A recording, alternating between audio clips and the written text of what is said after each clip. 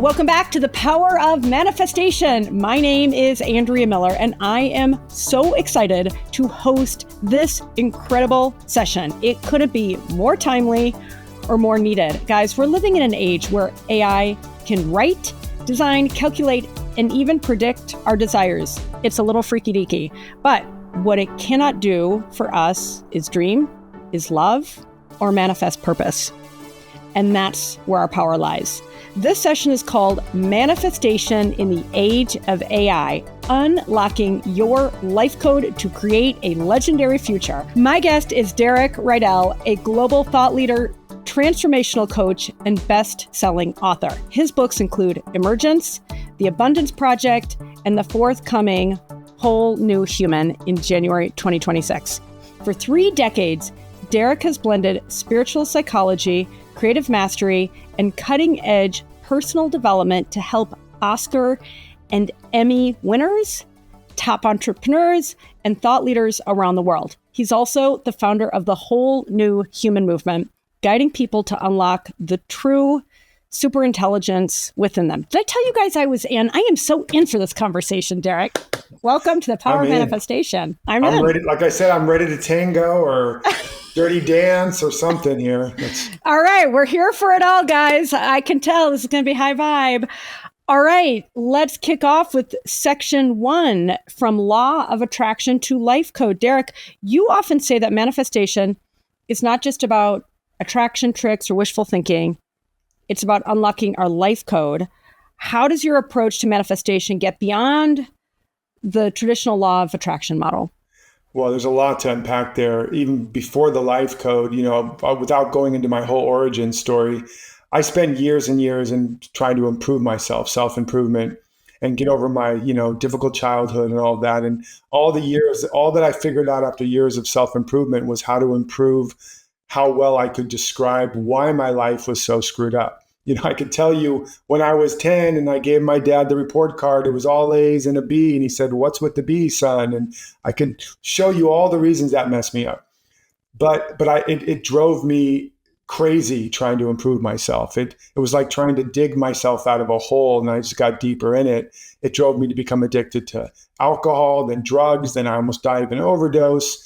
And then I snapped out of that and figured I just need to work hard, attract better, work smarter, something. And then I ended up doing a film as an actor, and everything fell apart again. And I went diving in a coral reef and prayed to get lost from everything above. And I did. I got lost, I got trapped, and I almost drowned in the coral reef. I basically just pretty much did drown. Just before drowning, I was in a moment of complete surrender. I knew I wasn't going to make it out, and I just let go. And in that moment, there was a flash of light or awareness, and I saw that the self I'd been trying to fix, change, heal, and improve was a fiction, was an amalgamation of parental fantasies and peer pressure and societal conditioning, and that nothing I would ever do would make him enough. But at the same time, I saw there was another self, and the self had never been damaged, so he couldn't be fixed. He didn't need to be. And this self was already complete, so there was nothing to improve. Now, mind you, this was a flash. So I didn't have all these words yet. But in the next moment, I was standing outside the coral reef where I'd been trapped. Somehow I was standing outside of it now on top of coral, the only little bit of coral I could get on top of. I don't know how I got there. But I was looking in at the reef where I was trapped inside this pocket, surrounded by spiked coral and fire coral. And I saw that it was a metaphor for a maze I'd been swimming through my whole life. But everything was shimmering. I could see the light and the energy coming off everything. Something had shifted in me dramatically. And as a result of that, I ended up pulling out of society and becoming a monk. And not for very long, at least not in an actual monastery. A week in, fasting in silence, I freaked out, broke into the monk's kitchen, stole food, got sick, had an out-of-body experience, and ran screaming out of the monastery. So that wasn't the best experience, but I ended up cloistering myself in my apartment and going on this multi-year journey. And what I discovered was what I ended up calling the Law of Emergence, which is that there's a pattern, a seed pattern in the soil of our soul that already contains the complete purpose and potential and mechanics of our fulfillment. And you can also call that the life code. It's more than just purpose, but it's a pattern. Just like in every seed, there's a pattern. And what I discovered was that manifestation is not making something that doesn't already exist. Real manifestation is when, like the seed, there's already the pattern there, and in the quantum field, the whole frequency of the oak tree is there, right? Let's say as an acorn. And that when the conditions become a match for the pattern, when the conditions are right for that seed, it emerges, it unfolds, right? The acorn doesn't attract an oak. It's not an empty shell and it fills itself up with oak parts. It doesn't build an oak. It doesn't earn an oak. It doesn't prove an oak. It doesn't become worthy of an oak. It's already an oak. It's just the way that life emerges and manifests is when the conditions match the pattern. Now, another analogy to drive this home around manifestation is that right now your favorite music is playing. Right now there's music playing, but it's invisible and it's inaudible. And it's music that if you heard it, it would change your state, make you dance for joy, whatever. But it's invisible and audible until you know the station, i.e. the frequency it's on, and you tune in to match the frequency. Now, as soon as you are the frequency of that station becomes manifest. In other words, you have a manifestation. And so where was the music before? Right here. It's not in the future. You can't attract it. You have to come into alignment. Now, who else taught this? Jesus. They kept saying, when's heaven going to come? When's it going to come? And he kept saying, oy vey, you don't get it. Heaven is at hand now, but having eyes, you don't see it. It's already here, but you have to learn to tune in to that frequency. And that's what he was teaching. That's what Buddha was teaching, etc. So manifestation is making visible, tangible, audible, that which is always present, invisibly, but substantially, but real.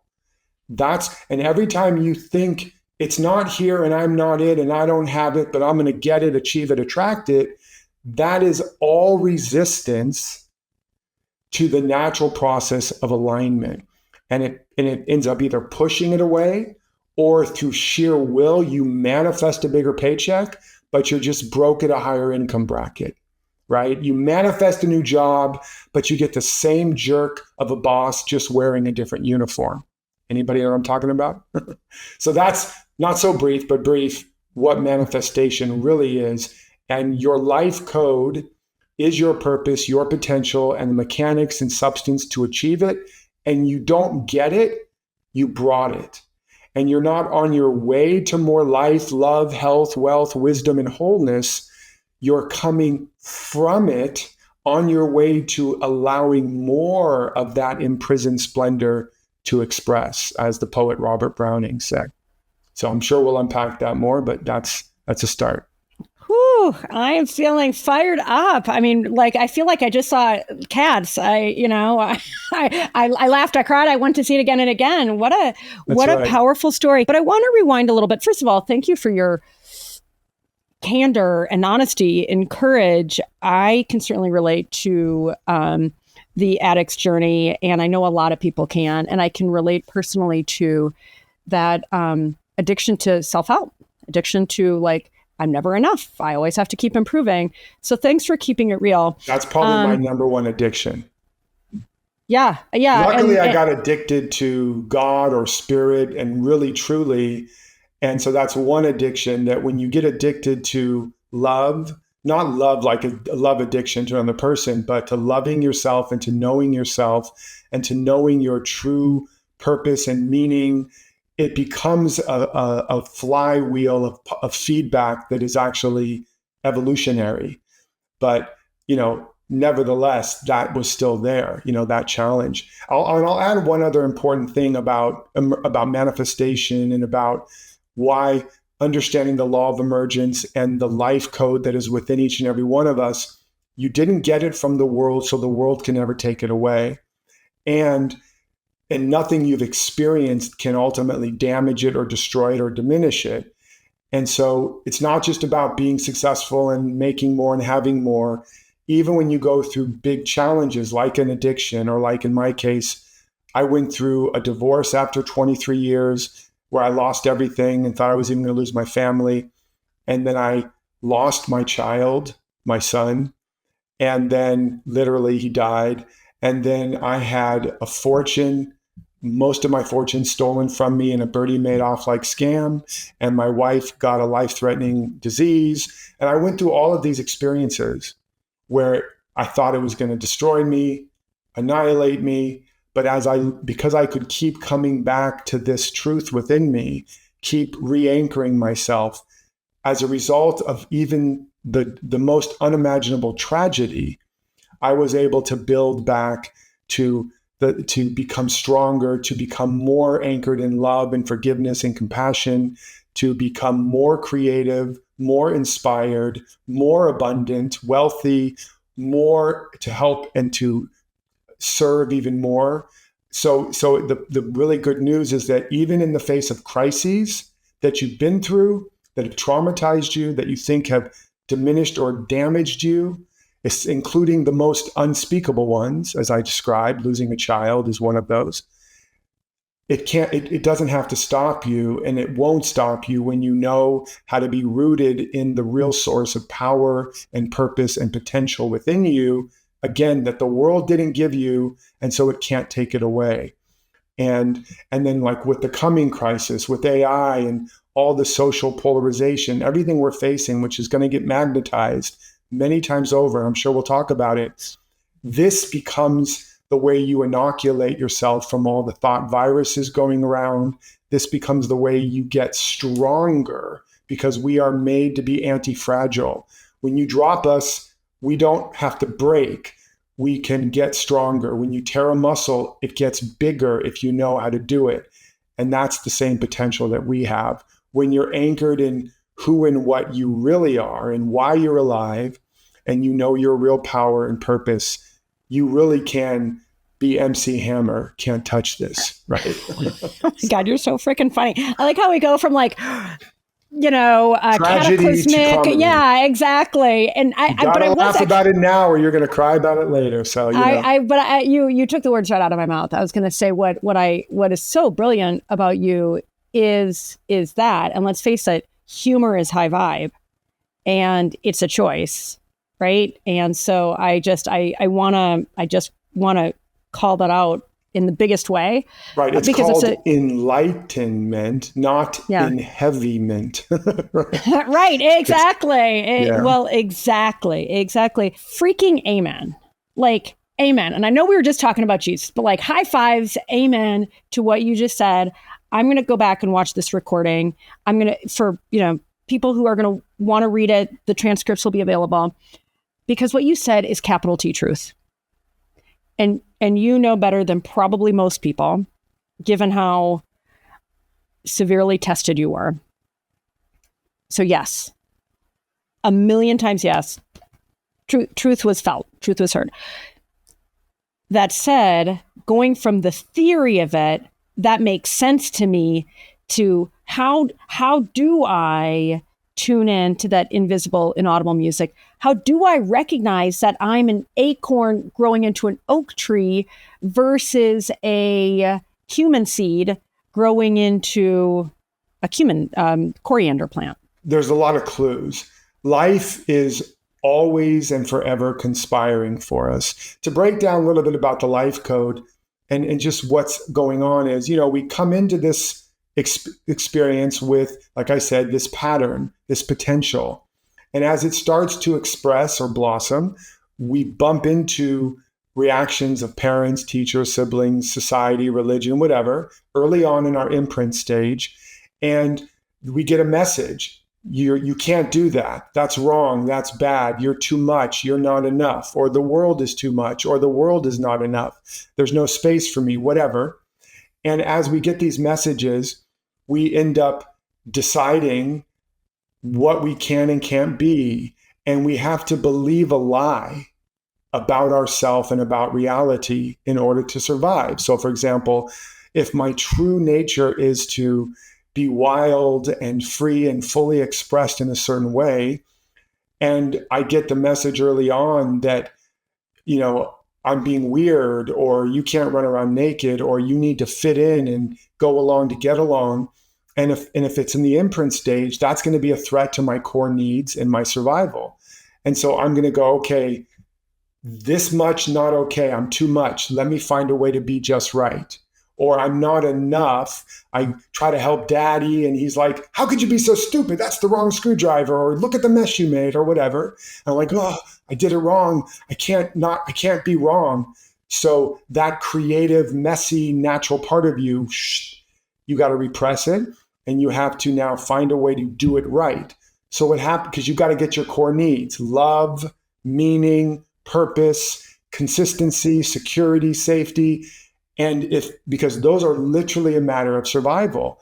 And if you just kept acting like your true, full blossomed nature, you would get in more trouble, you would get rejected, and in evolutionary terms, you would be kicked out of the tribe and you would starve and die or get eaten by a saber-toothed cat. So you go, okay, I got to figure out a way to still get my needs met. And so you have to repress, you have to literally believe it's wrong to be me. It's wrong to be this much, or it's wrong to have to make mistakes to learn, or whatever. And you build a map of reality and an identity, and then you build strategies to get your needs met within the limited confines of that map and that identity. Now, none of that is real or true. It's just your limited perception that becomes your belief, that becomes your story, that becomes your map and identity, that becomes the matrix of your mind. And it's literally a simulation now that you're living in. You're not experiencing reality, you're experiencing your story about reality. And as Jesus said, it is done unto you as you believe. He didn't say your beliefs create reality, which is another mistake around law of attraction. They do not. You cannot create reality. Sorry, people, you don't have the power. But your belief becomes like a filter that allows reality, some degree of reality, to come in, but skewed and filtered through the prism of your map, right? So you experience your concepts, your beliefs, or the universal ones that we've adopted. Now, that's the bad news.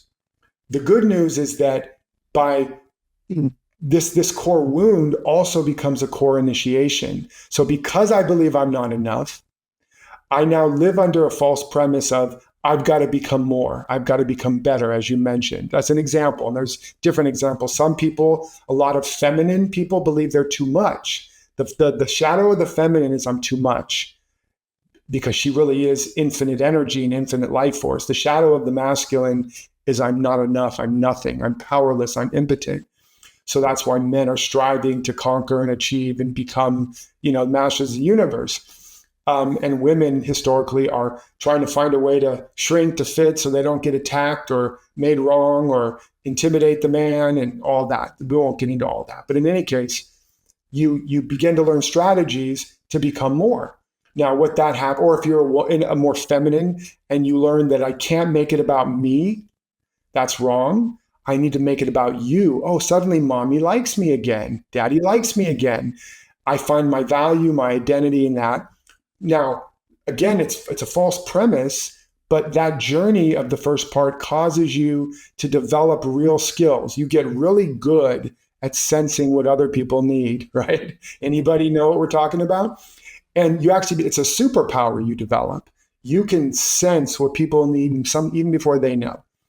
But at a certain point, stepping over your own needs becomes so painful that you have some kind of I'm mad as hell and I'm not going to take it anymore moment, hopefully. And I call it a cubicle moment. You stand up and you say, I'm done with this. And that begins the second part of the journey, where now you realize something's wrong with my story or my map. Something's wrong with this picture.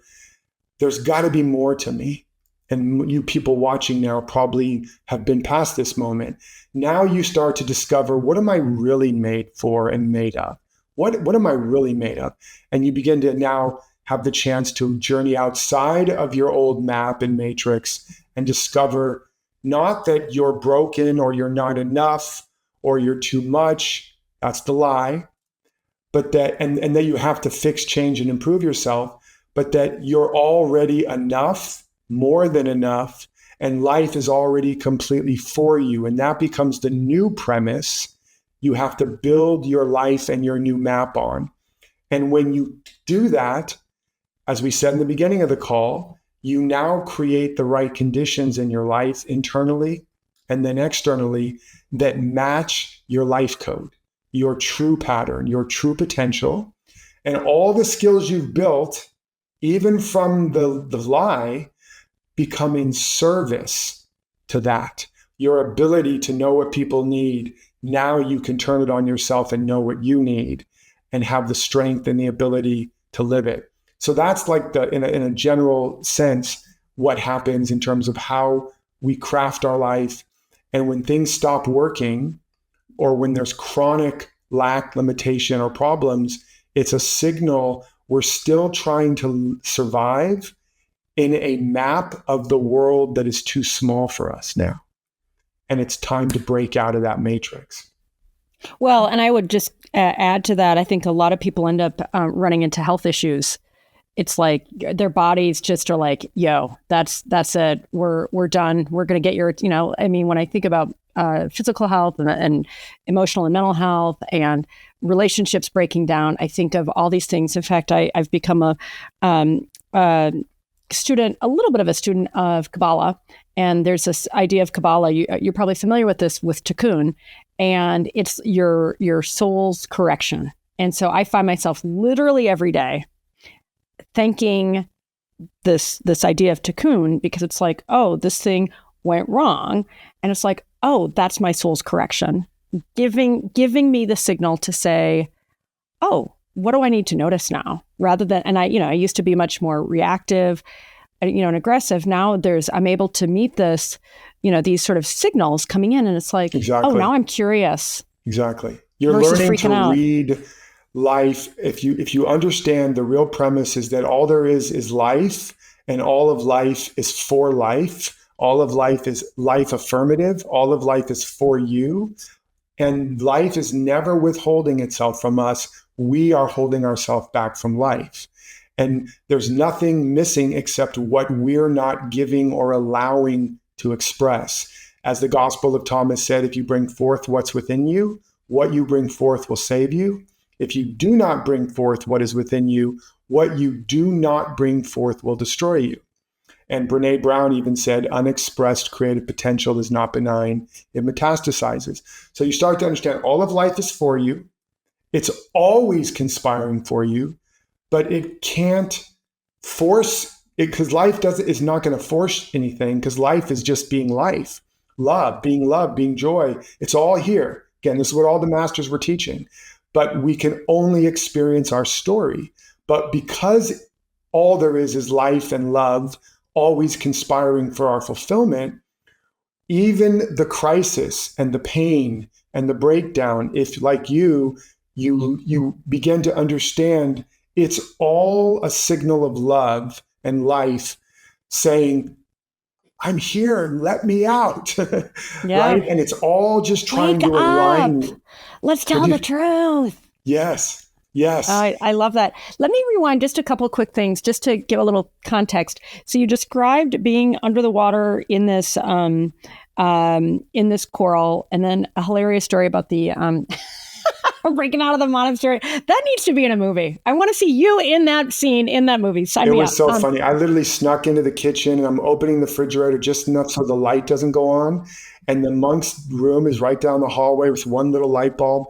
And I'm just like grabbing whatever I can and just stuffing it in my mouth, like blocks of bright orange cheese and cabbage and just raw, probably bird food. And and then sneaking back to my room, and then I get violently sick, and then I have my first out-of-body experience, and I'm flying above the monastery, freaking out, and I'm pretty sure the monks were like tormenting me, like, get out of here, kid. You Oh don't yeah, belong yeah. here. They had their. I know monks don't have voodoo dolls, but these monks had voodoo dolls. They were trolling you. So how long ago were those experiences? I just want to get a little context from. Let's see, I'm 25 now, so I got started. Yeah. It was When you were 12. It was a couple. It was 2.5. About two, little over. It was just before I really, in earnest, got on a very conscious path. I've always been seeking since I was a kid, but that was the spiritual opening that pulled me out of the old map and plopped me down in the desert and the promised land. It's called the promised land because it's full of promise, but that's it. There's nothing there, right? It's just like, where am I? How am I going to eat? And so I was plopped down in the middle of the desert and was wandering in my North Hollywood apartment. I got rid of TV and books mostly, and was just meditating and trying to figure out what happened. And then until this new map began to form. Okay. And so we're talking 25 years ago. Give or take. With all of that, again, I'm totally bought in. It is all capital T. You're still looking for practical 7 I'm steps. I'm still like, what? Because listen, hey guys, I'm here trying to answer the questions. You're all burning and dying. Like, Andrea, just ask the damn question. I'm like, I'm trying. Like I gotta represent all my people. There are steps. Okay, yeah, like 1 or 2 or 3, and I realized we literally could talk for days. And I mean, when I think about this idea of sometimes, in fact, I was having this discussion with my husband the other day because I'm all about hacking the nervous system and, all these big things. He's like, what about the one thing? Sometimes that one thing can there is one punch thing. Above its weight. Nobody likes to know the one principle. I mean, there's different ways to say. Tell me. I mean, the first thing but is... not just a principle. Like what does somebody who says... Well, I know this is why nobody likes it because this is why it's what all the greatest teachers have ever taught fundamentally. Yeah. And it's the way the human mind works versus the way life really works. And it's simple, but it's difficult. And the OG self-help guru at the Oracle of Delphi said, know thyself. And the only, what I call the wax on, wax off of spiritual martial arts is know yourself, be yourself. That's it. Or as the Bible might say, know the truth, be the truth, or the truth will set you free. Or to put it in the way Jesus said it, take no thought for your life, but seek first the kingdom of heaven within. These are all saying the same thing. Buddha would have called it, be still and don't react to anything, and just be still and don't react to anything. And then there's a natural detoxification of all the false beliefs and all the craving and aversion and all of the false self. You just die and die and die to that. Jesus said the same thing. If you try to save your life, you'll lose it. But if you lose your life, you'll find it. It's all the same. The Tao talks about it. Everything is the same. It's as simple as if you just plant yourself in a room and you just commit to, I'm not getting up until I know who in the hell I really am, or who in the heaven I really am. And all that I want more than anything, this used to be my prayer, this is my prayer. It's the prayer of the awakener. More than I want to fix, change, heal, control, or improve my life or anything, I want to know the truth that sets me free. I want to know who I really am. That's it. If you set that intention every day and you mean it, even when you don't mean it, when you feel yourself, I got to fix this. I got to change them. I got to get more. I got to get rid of this. No, I believe that there's already a perfect plan or pattern, and I'm willing to believe it. And so my commitment is more than I want to fix, change, control, or manipulate anybody or anything, including myself. I want to know the truth that sets me free. I want to see reality. I want to see with the eyes of God, love, truth. Use me, life. Use me, love. Use me, truth. I'm standing here and I will not move until I know. Now, again, you're literally going to move because you got to eat and go to the bathroom. But that kind of intentional, that is setting your sail towards awakening. And again, if your intention, where your attention goes, energy flows, you get what your attention is on. And so when you set your intention, you are putting your attention on a target. The word sin is an archery term that means to miss the target or to have the wrong target. And so if we're going to give a right or wrong, if you want to truly be free and truly be abundant and truly be healthy and truly be happy, you want to set your target much higher. Most targets are like, I just want to get better, feel better, be liked, not be judged, have some money, have a good job. Nothing wrong with that. But you really want to have the best. You want to set your target at more than I want any of that. I want to know the truth that makes me free. I want to see reality. I want to see with the eyes of God. I want to be an instrument of truth and love. Now, again, you might still go to work and change your kids' diapers and help your sick baby or whatever. But as that becomes the rudder and the sail of your soul, you will change. And your right next steps will begin to emerge. Guaranteed.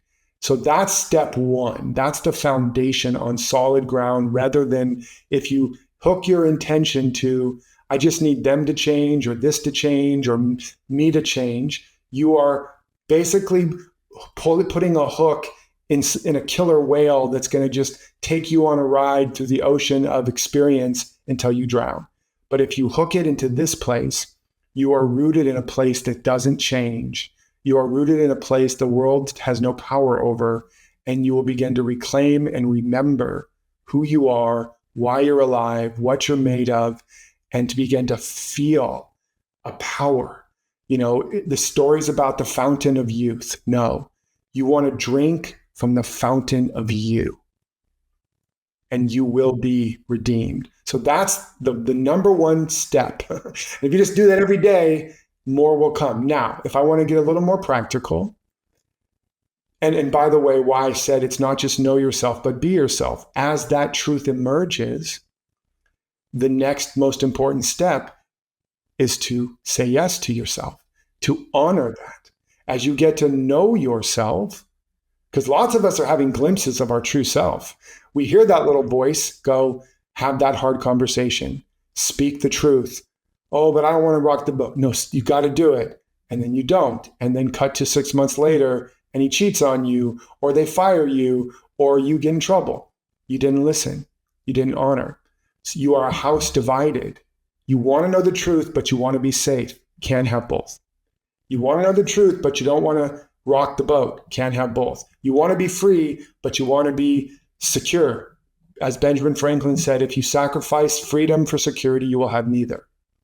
So you want to know the truth, and the truth will set you free. But little disclaimer: first, it's going to scare the you-know-what out of you, and anger, can I cuss a little bit, piss you off, and then it's going to annihilate you. But then what emerges? We're back to biblical. Baby. We're back to a biblical situation. We're going for annihilation. All right, keep going. Yeah, what it's annihilating is the false beliefs and concepts that you cannot take with you if you want to be more and have more. You have to let that go. So you have to know yourself and you have to be yourself. And in order to be yourself, you got to know yourself. In order to know yourself, you have to make knowing yourself a top priority. And that's also why faith without works is dead. Even if you believe, but you don't act accordingly, you are again a house divided. You are tearing yourself apart, like the Zen statement. You're riding two horses at the same time, going in opposite directions. And that's what most of us are doing, especially those of you that are doing some kind of inner work, spiritual work, praying, meditating, getting in high vibe fields. You're activating all this potential. Now it's trying to move. That's more dangerous.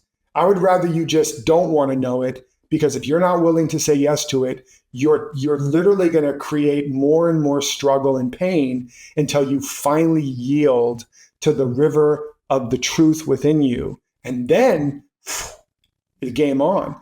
So, and that's why, again, as you said, the pain, the challenge, the chronic issues, they're a signal. You've activated more of your potential, of your life code, but you're saying no to it. You're wanting things to be a certain way and feel a certain way. I got to be sure, got to be confident, got to see the validation.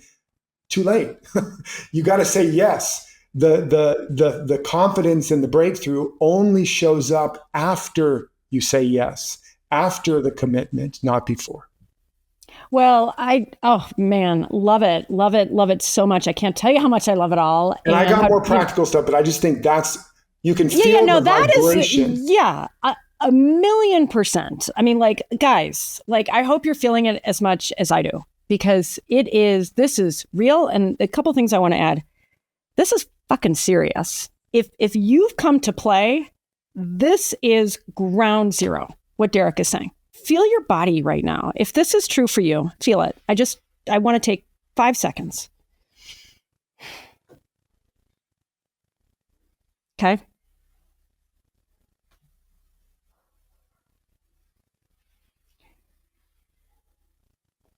It's there, right? Everything you said.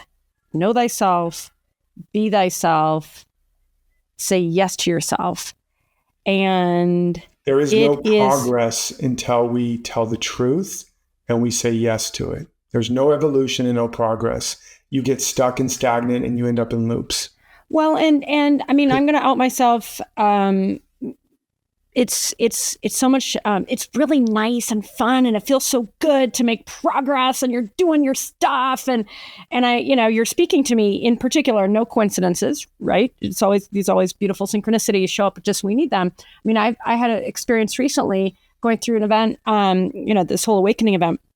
And it was like, the resistance was right in my goddamn face, just where it needed to be. And I was on my knees, my ego glaring at me. And it was like, Andrea, what are you going to do? And it was like, oh my God, this is just what I needed. It's hard. It's scary. I mean, facing thyself, facing those fears, being real, facing the resistance. I mean, listen, guys, you know when you're in resistance. I know when I'm in resistance. But back to the lie, how easy it is to lie to ourselves, or, the spiritual bypass, this idea of, I'm just gonna put that off for a little bit longer and do this other thing. Right. And by the way, listen, we can all make some nice marginal progress, and that's great. Like, I am not throwing shade anywhere, especially on myself. Like, I know I've made a lot of progress, but I feel like when we're talking about this kind of breakthrough and this kind of getting real, I mean, one of my favorite things to say to myself, I say to myself multiple times every day, I choose integrity. And that is how I get to truth. And I feel like I'm finally at a place emotionally and in my growth and ability to hold it, where it's like, okay, I'm ready in a way that I hadn't been ready before. And that I want to give you guys also like permission to, if you're not ready yet, you're not ready yet. But this hopefully, in terms of, we're talking seeds, that this conversation, whether it's going to be this explosion in the best way in your life right now, or if in 5 years you think about it, everybody's path is different. Every acorn gestates at a different rate. But I really, some become squirrel food. And some become squirrel food. Exactly. Yeah, there's grace. And, I dare say, if you're listening now, again, what I bring is not just the words, although I have a lot of words, it's an energy. And like you said, you could feel it. And so if you're listening or watching now, there's something that's getting activated, and it does also, and it can be activated in a way that feels painful or like an ache, or like I've blown it, or whatever it is. Just know if there's energy or emotion moving, it's moving. That divinity is being stirred into activity. And just practice. If you're watching this live, keep listening. But if you're watching a replay, pause it and be present. Just like if you're going to read a book, especially if it's spiritual, you want to, if something starts to stir, you want to pause, because real transformation and real progress is not about the words or even the kind of material progress we mostly think about. Most people do not live 70 to 90 years. They live the same year 70 to 90 times, right? Changing their jobs, changing their partners, changing locations, changing their underwear, hopefully. But it's the same story. You almost got a spit take there out of you. It's the same story. And so that's not, and we call it progress, but all you're doing, remember the map I talked about in the beginning here? You're just circling the map. You're like an airplane that circles the runway. And every time you start to get liftoff speed and the cabin shakes, you pull back on the throttle and you go, I'll just circle one more time. I'm not quite ready. Or you're like the rocket without enough juice to get escape velocity, and you keep falling back to Earth. So when you hit that shaky part, when you hit the wall, when you are certain you can't, understand the real message. The message isn't that you're stuck or that you're blocked or that you can't or that you're done. All of the goodies, all of the treasures, everything you need and want to grow to the next level, real change is on the other side of that wall. Like if you go to the gym and you can only do 10 reps and you're like, this is all I can do. I can only ever do 10. If you have somebody to help you, it's like, one more, man, just give me one more. And no, I can't, but do it anyway. That's where all the growth starts, is in the 11th rep. And so you need support, you need feedback, you need somebody to say, this is not real, this is Memorex. Is it live or Memorex? I know that dates me. It's just the old tape, it's the old map, and it's designed to keep you stuck inside that old map, because to the ego, real change is death. It's literally the destruction of your identity, and it's been working all this time to protect you. So it's going to feel scary, anxious, sad, dangerous, bored. It's got a whole litany of antivirus software, because real change is a virus to the ego. And so that's why throughout history, the people that were real change makers, they get attacked. One way or the other. Oh yeah, they're threats. They're threatening. And it's just a threat to the ego system of status quo. But as you feel that, the growth is on the other side. So you can begin to notice, where's the fear? Fear is the signal you're believing a lie. And the lie is trying to point you towards a bigger truth that you're being called to apprentice under. Every emotion, anger is telling you you are violating your values or your true boundaries, and you need to remember and reclaim what you really value. So each of these emotions and experiences are messengers, as you so well articulated, Andrea.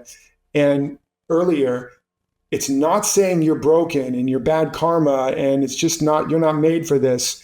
It's literally saying you're right on the threshold of change. Slow down, take stock, know thyself, really want to know what's true, and then say yes to yourself. And know that the confidence and all the goodies, they don't come before. They come as you keep saying yes, like Indiana Jones, and you walk across that leap of faith where it seems to be no bridge, but it appears beneath your feet as you go. That's the process of real change and real growth. Well, I love that. And I mean, it just a couple quick things, and I want to get us to, did we promise to talk about AI? Yeah. We will. We'll get there. We'll get there. And this is really important. It's all part of it, but it's really important. No, it's so important. It's so foundational. It's beautiful and brilliant. It reminds me of the hero's journey, right? That each of us is being called to do the thing, and there are all these reasons not to. I'm tired. I'm hungry. My kids need me. It's not convenient. Guys, gals, friends, seekers, are you going to answer the call? Like, and only you can decide. And there's no judgment, but just know, only you can answer the call. Yeah, like I say, answer the call. Don't let it go to voicemail where the universe gets the message mailbox full. Right, exactly. Well, I use the analogy myself in terms of things that have been scary and that I've been resisting. Andrea, step into the abyss and you're going to fly. Although it's scary as hell, but you'll learn how to fly on the way down. Yeah. Yeah, well, 100%. The other thing I just wanted to chime in, I've been spending so much more time in this part of my life, this part of my practice, just sitting in silence or walking in silence. And I live in Colorado and I'm perpetually out on trails. And I used to always be on a phone call, listening to audiobooks or listening to music. And increasingly, I'm just out there walking. And it's like, oh, I don't need all that. I don't need to be entertained. I don't need all that noise coming in. I'm allowing this thyself to bubble up. And, typically, in the evening or in the morning, I would sit and write in my journal. And I still do that. But more and more, I'm just sitting still, sitting in silence. And it has so punched above its weight to give myself that time and space without, I really try to give myself space. And, my kids are a little bit older. So parents of young kids, I feel you. My kids are 12 and 15 now. Yeah. I mean, so, there are claims on your time, but even if it's 5 minutes, sitting in stillness and I typically haven't been one to pray, but lately there's, a couple things that I've been working through and, kind of back to the Kabbalah, creator, guide me. To he or she who can most perfectly practice in action, to them, all things are possible. And so that's because ultimately, again, and this is a much bigger metaphysical or mystical truth. Again, the truth is life is already happening. Love, peace, joy. If you believe in a God, whatever you think higher power or infinite intelligence or universal mind is, whatever it is, you are not making it be more of itself. And you are also not making it be less. As Jesus said, who by taking thought can add 1 cubit to their stature? And what God has wrought, no man can tear asunder. He's basically saying, this is already happening. You're not making it happen and you're not stopping it. You're just experiencing your belief about it.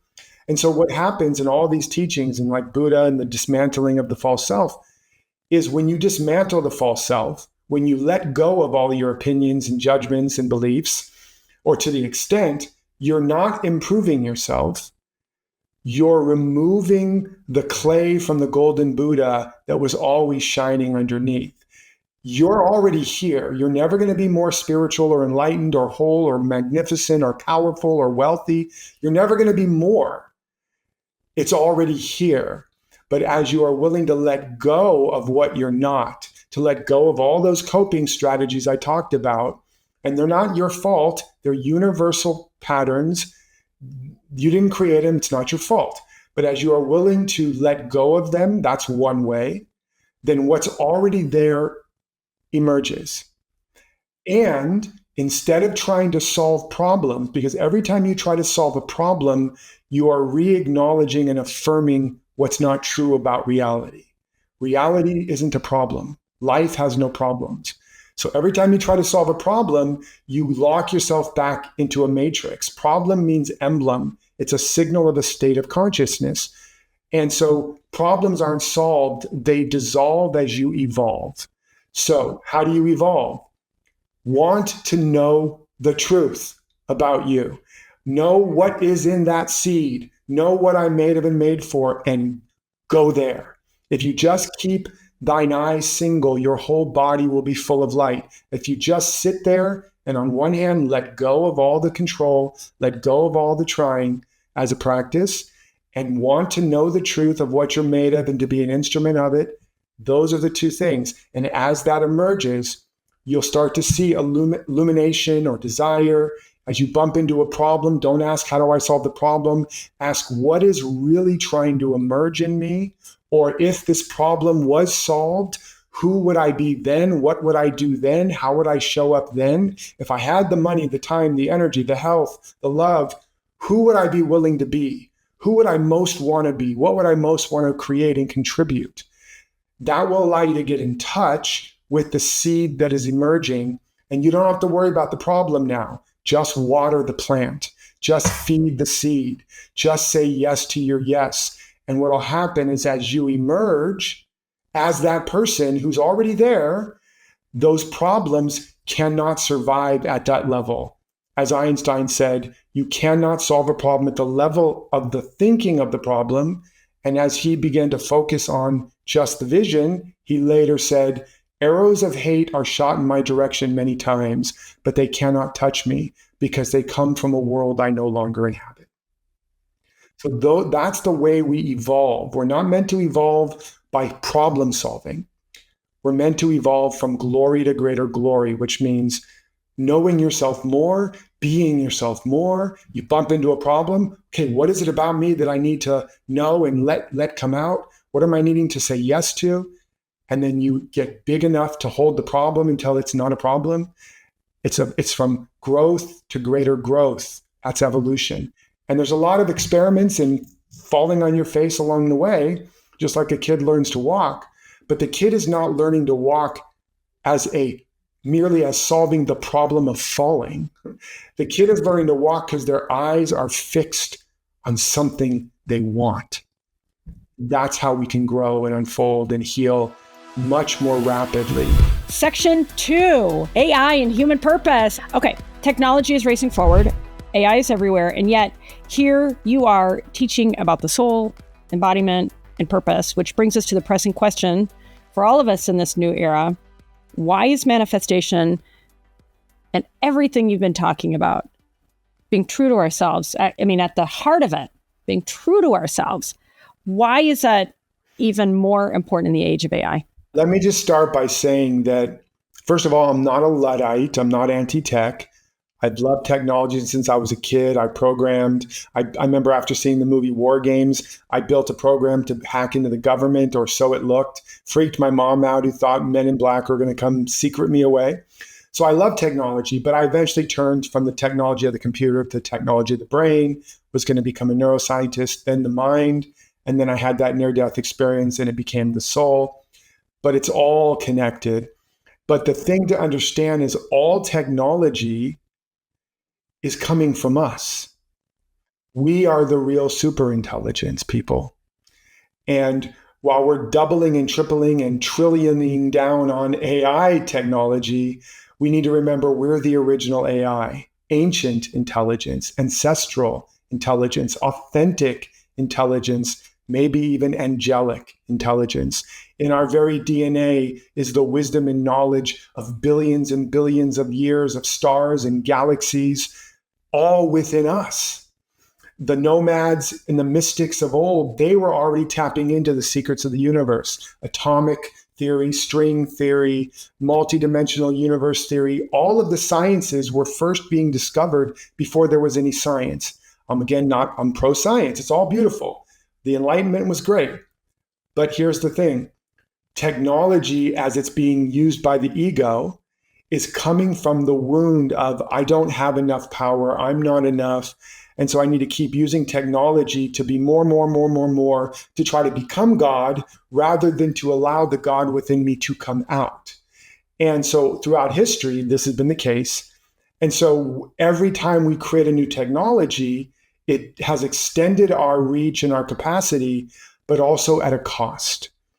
Even the calculator was great, and we lost cognitive abilities, memory capacities, math capacities. GPS was great. Try driving without it now. Good luck getting home. You won't even be able to read the signs. We're losing cognitive, spatial. You don't remember anybody's phone number. It's like every single thing you do. Yeah. And I've studied, the history of technology and industrial revolutions, and there's a cognitive growth on one level, and then there's a cognitive decline in all these other levels. You wonder why people are increasingly ADHD and mentally and emotionally unstable and non-resilient and can't hold two competing thoughts in their head, let alone between each other. And then you bring in algorithms, and now we're fighting and killing each other. It's all about a deep decline in our mental, emotional, and even soulful capacities, because we've outsourced it to technology.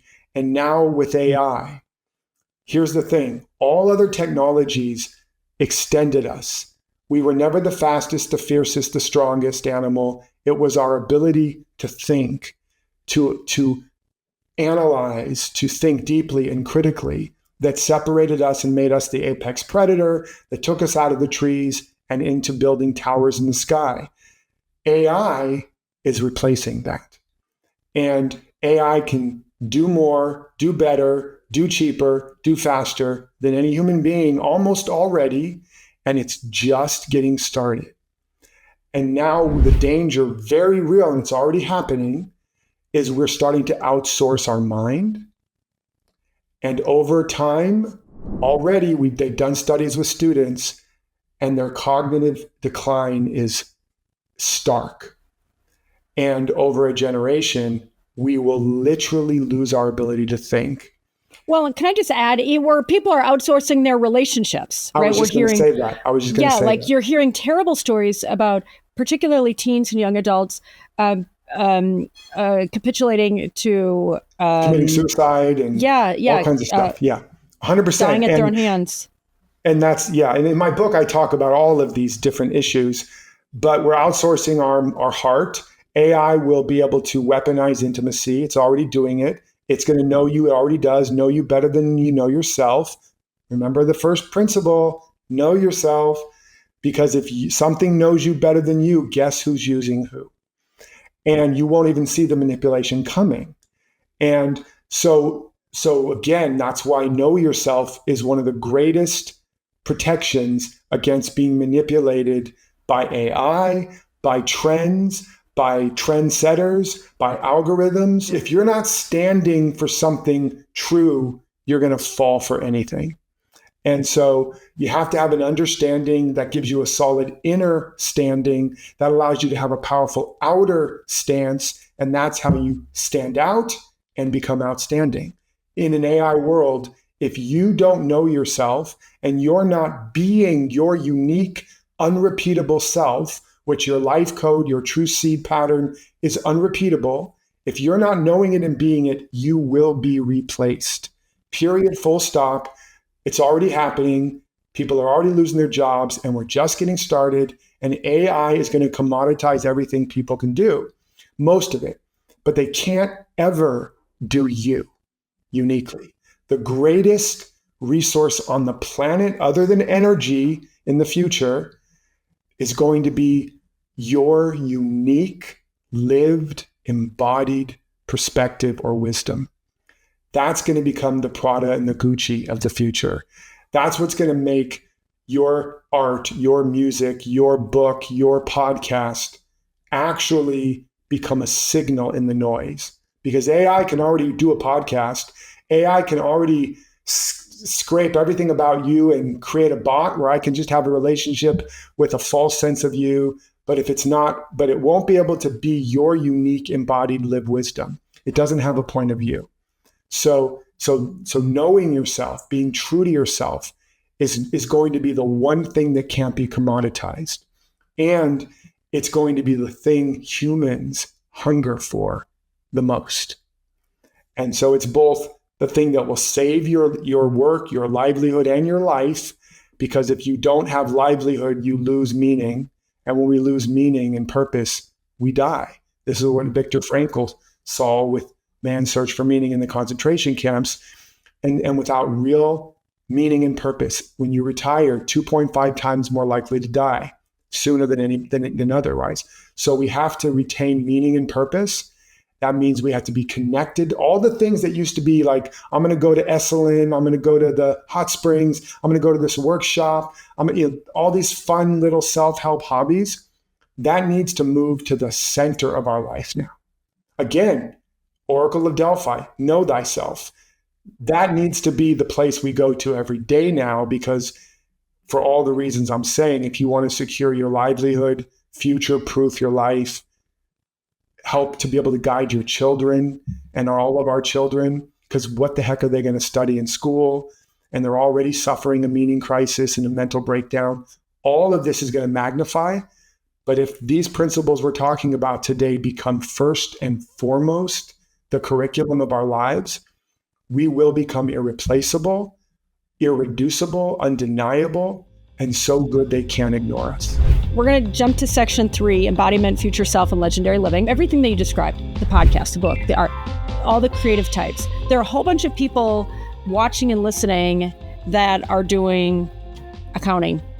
They're lawyers, right? But there's only so much that people can consume. So if in the thing that you described, if everybody's out there creating art and podcasts, how does that sustain itself? I mean, It's like, if you're not into that, what about the rest of us? Well, first of all, yeah, there's already about 75,000 songs uploaded to Spotify every day. That's going to become 750,000 and then 75 million. And books will be in the millions every month, and podcasts will be in the millions and millions. And then they'll be in every language. And then there'll be a race of synthetic influencers. All of that's here now, and it's coming, and it'll be a tsunami like we've never seen. So that's just a fact. And again, what's going to make you stand out if you're in any of those areas is going to be you have more signal than noise. You have that unique and embodied lived wisdom, which is the life code. And when you live it and weave the message and the energy into whatever it is you're bringing, that is how you begin to live your true legend and turn your pain and problems into a legendary purpose. And it's as everything we're talking about. And even if you're an accountant, because what's going to happen is accountants are going to be replaced not just by AI, but by somebody who's really good at AI. So I tell everybody, get really good at AI. Do not be a Luddite. Secondly, the ones that will stay are going to be the ones that are the accountant plus, meaning they are so uniquely them. Dr. Phil was just a therapist. Why is he America's therapist? Because he's Dr. Phil. He's so singular. Now, Oprah was just a talk show host, right? But she was living her life code. People didn't show up to Oprah's show to watch a talk show. They were showing up to church. Steve Jobs wasn't selling iPhones. People didn't get up and stay up all night in line to get a phone. They stayed up all night to answer their call. And because they wanted to think different, they wanted to be part of that creative expression. That's what Jobs was selling. Harley Davidson wasn't selling motorcycles. They were selling freedom. So whether you're an accountant, a bookkeeper, a lawyer, a doctor, whatever, even if it's just about relationships, when everybody else is trying to live with their AI bots, if you are yourself unique, you're going to be a homing beacon to the one that you are meant to be with. So whether it's partners or relationships or opportunities, you will be singular. You will stand out. You will be the signal above the floodwaters. And that's always true, whether AI was happening or not. If you want to be above the competition, if you want to rise above the crises, if you want to be successful in downtimes, and you want to be successful long-term, mentally, emotionally, physically, relationally, it all comes back. Oh my God. Yes, but I'm going to state the obvious, and we're going back to the beginning of the conversation. But again, people, I'm representing you with my full heart and full, honest self. That is scary as fuck. Right? And that's the whole point, right? Because then you have to be seen. And it truly takes us back to the beginning of this wonderful conversation. Well, the only thing people fear most is being seen, and the only thing people need most is to be seen. Well, totally. That is the beautiful conundrum. I've grappled with that myself as a creator and doing the stuff that I do, and as a human being that has grappled with not feeling enough and so forth. And it's like, back to the truth will set you free. I mean, back to the two precepts that you've given us. Well, first it'll kill you. and then, for real. Yeah. For real. I mean, and I say this with a lot of just, you can see I'm fired up, a lot of passion, a lot of enthusiasm to meet this truth and compassion, right? Because guys, it is scary. It's like, on the one hand, again, I'm channeling, I feel all your energy. I'm channeling the excitement and the truth of it, and also keeping it real. That's one of my signature things, try to keep it real. That it is scary. And yet, as you rightfully say, Derek, on the other side of that fear is literally everything. The pain will be way less if you face your fear and you commit with courage. Courage means doing what you know you want or need to, or what's right despite the fear.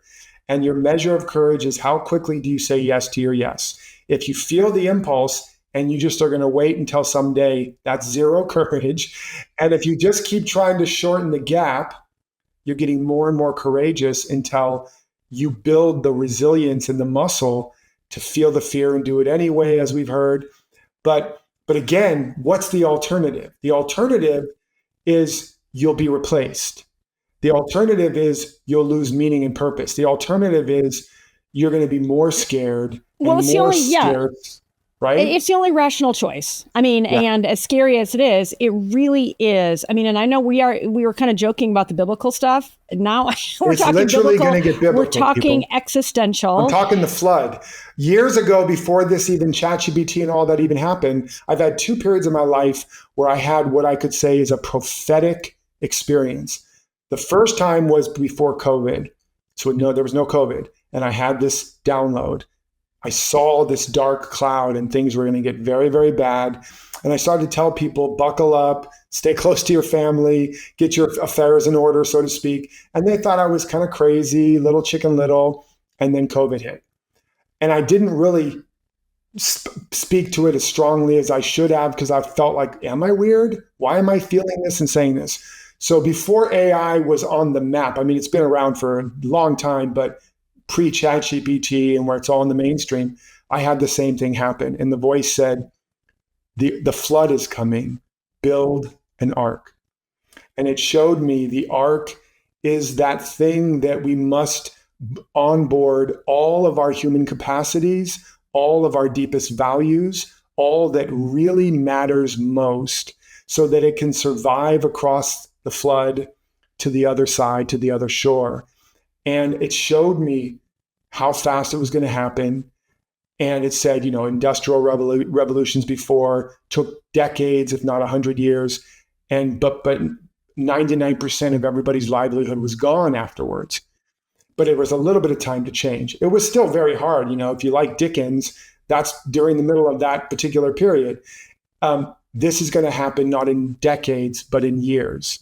And potentially within the next 24 months or less, and by 2030, they're predicting the world's going to be almost unrecognizable. So I saw all of this and it grabbed me by the collar.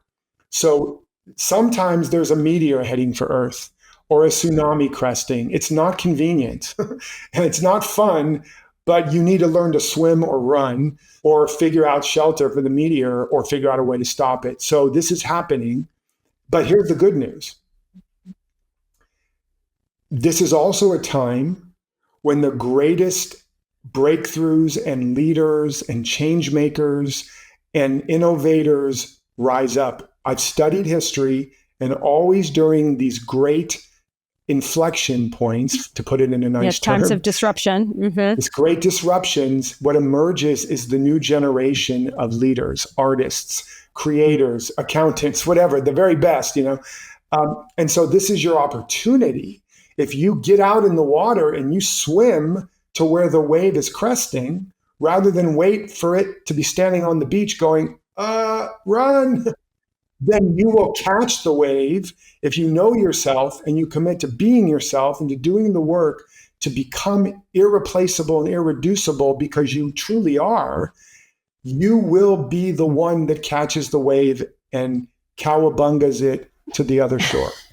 Well, I'd love, and that's amen. Thank goodness in this sort of biblical prediction that there is reasons to be optimistic and absolutely. And it's going to be rough for people, but not for those that are prepared.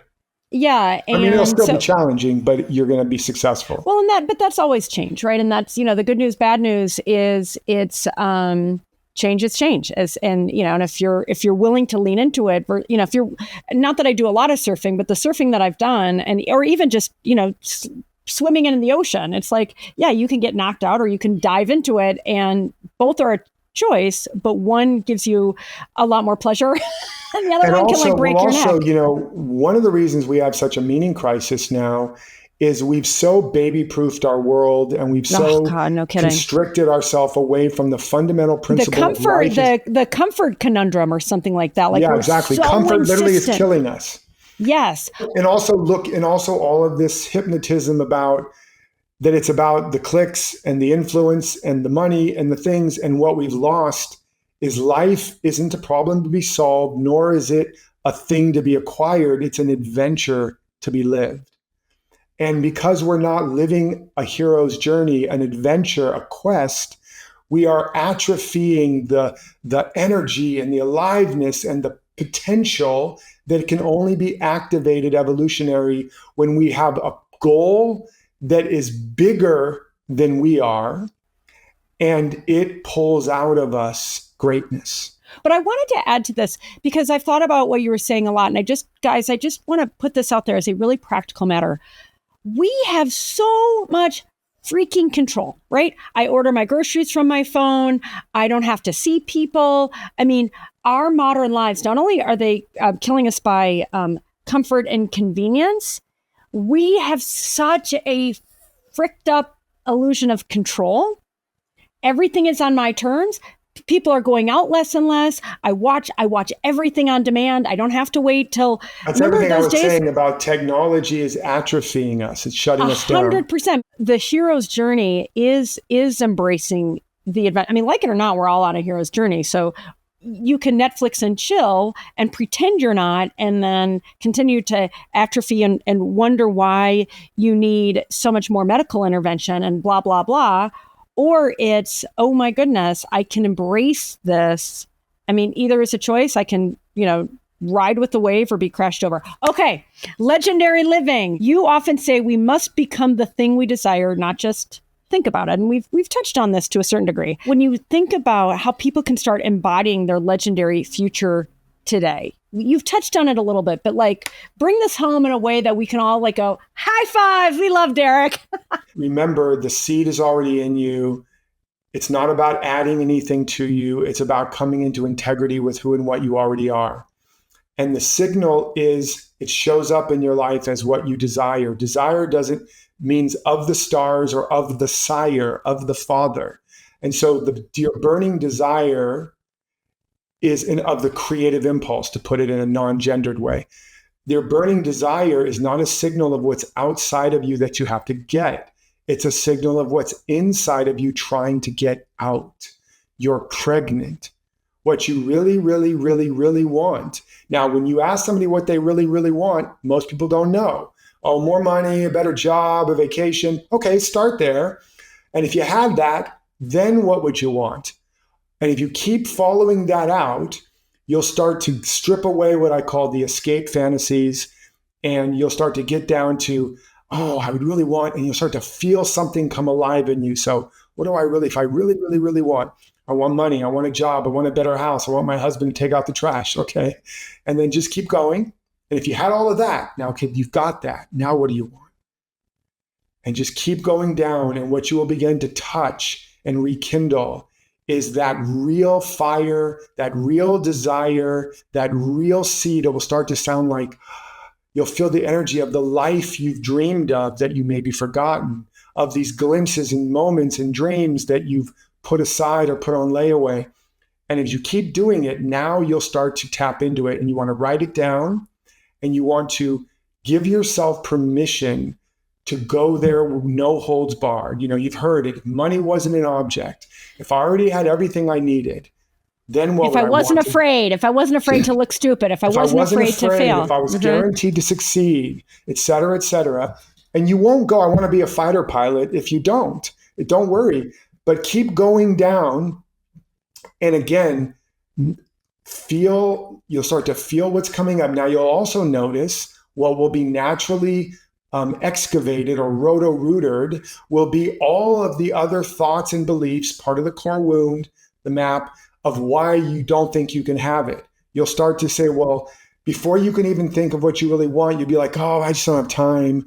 My kids, my wife, my husband, the economy, I'm already behind. I'm in debt. I'm too tired. I'm sick. So you'll start to drudge up the muck and the mire of the safety and coping strategies you built long ago.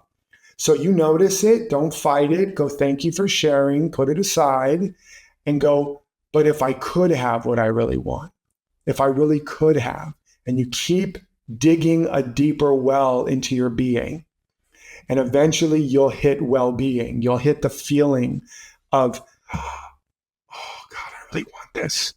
And now you define that as much as you can. And now you can use the angel of imagination, otherwise known as visualization, but you're not using it to make it happen. You're using it to dial in and make it welcome. because it's already here. So now you visualize and you begin to allow yourself to see and feel what is this future self if I had that life? What would be the habits of thinking, feeling, being, and doing? Those are the 4 quadrants of the character of success.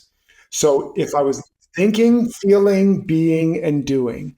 So if I was this person, now you bring your future self into the present moment because he and she is already here. It's the seed speaking to you. It's your daimon or your acorn speaking to you.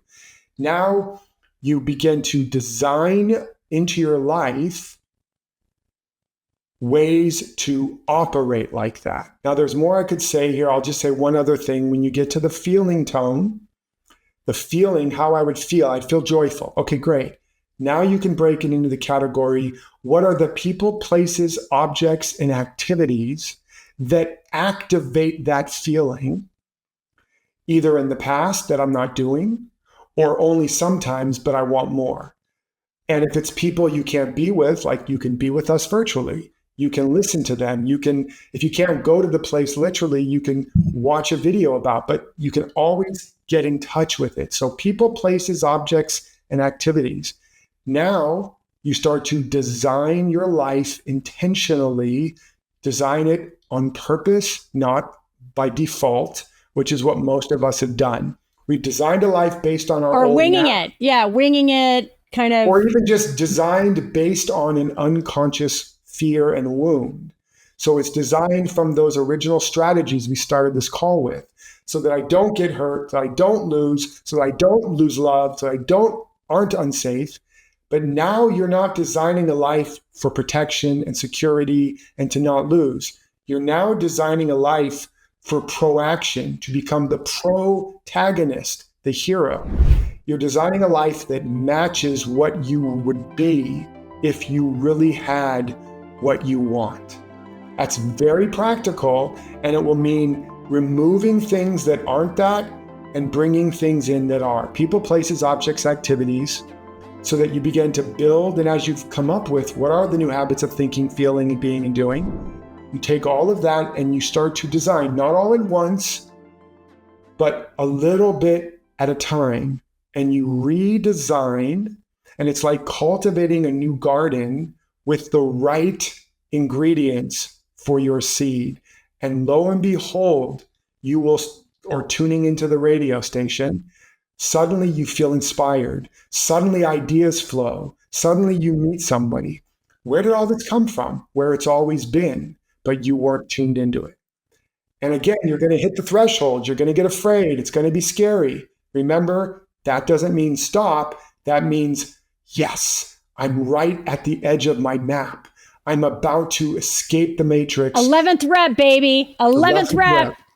11th rep. Oh my gosh, Derek, we're definitely doing a part 2. When your book comes out, I'd love for you to be on my podcast. And Absolutely. Next time I'm in LA, hopefully we can go for a coffee or something. But guys, I hope you are as energized, a little freaked out, energized as I am, because whether we like it or not, the future is about to change a lot. And what everything that Derek is saying, it's not evenly distributed yet. 100%. And so back to the knowing thyself, being thyself, saying yes to yes. I like that. Very tweetable. And designing a life that is in integrity with your true desire and your true 100%. And as I'm a gardener, and so when you're talking about like the garden, my garden is very different now than it was a handful of years ago. And so we're also in an instant gratification world. And I'm just going to remind you, because I need the reminder myself sometimes, these things take time. I mean, talking about the oak, the acorn growing into oak tree, they take time to gestate. So, but I will say this: the good news is, because so many of you have already prayed and activated your potential, or yearned or touched it, you have a trust account, an escrow account full of all of this unexpressed activation. As soon as you get in, and I see this all the time with people I teach and coach, as soon as I get them in alignment, they can have literally miraculous healings, breakthroughs, money shows up, a job. I see it in my Awaken Wealth program all the time. So it doesn't have to take a long time. Okay, yes, I love that. It's not in time. It's all there now. It's all there. That's where we started.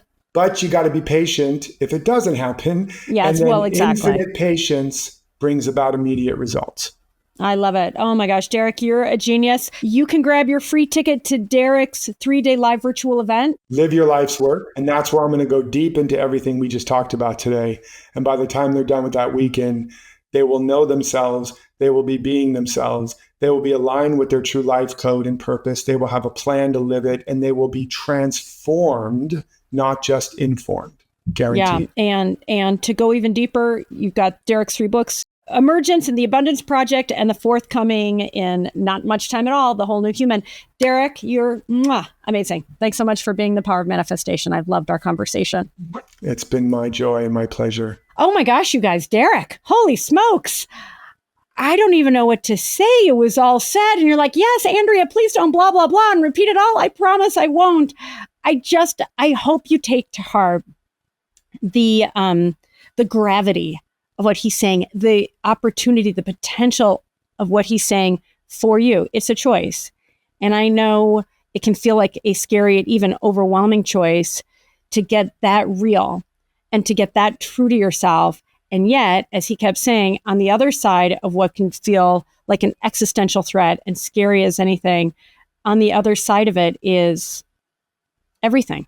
If you haven't signed up for our Power of Manifestation VIP experience, I urge you to do so. It's very modestly priced, and it's going to get more expensive after this event is over. But for you to go back and be able to rewind and really pause and listen to what Derek had to say, there was a lot to unpack there, like a lot. And he's not the only one. We have over 24 other amazing master teachers who have so much to teach you. I can't tell you how much I've learned in this experience. And I just want you to take full advantage of these learnings so that you can transform your life for yourself. If you have kids, for your kids and family and friends, the work that you do, the ripple effect that goes out beyond you as you transform, as you say yes to yes. And in addition to being able to rewind and watch at your own pace, you get the transcripts, you get the audio. We've got some amazing meditations. There's this really cool sex magic journal from Laura Berman and so much more. So I hope you say yes to the VIP experience, and I'll see you in the next session. Thanks for tuning in.